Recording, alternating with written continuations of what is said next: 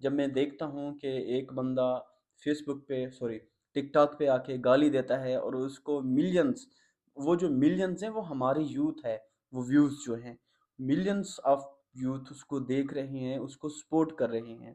میری کوشش یہ ہے کہ بھئی آپ موبائل دیکھیں، آپ ٹک ٹاک دیکھیں، کچھ بھی کریں، لیکن ایک اچھی چیز دیکھیں جو آپ کے علم میں اضافہ کرے، جو آپ کو فرما بردار بنائے، جو آپ کو مسجد تک لے جائے۔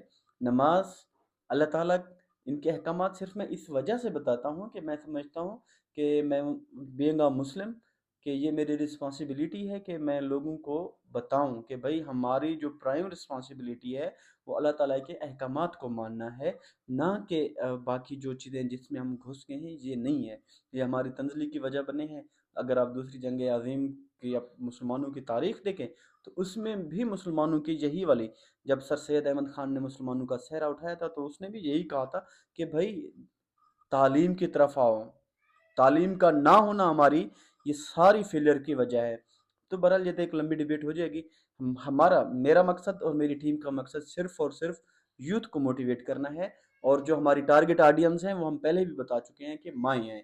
اب ایک ماں ایک اچھا بچہ بنا سکتی ہے، ایک ماں ایک اچھی بچی بنا سکتی ہے۔ اللہ تعالیٰ ہمیں اپنے مقصد کی تکمیل کے لیے ثابت قدم رکھے۔ جزاک اللہ۔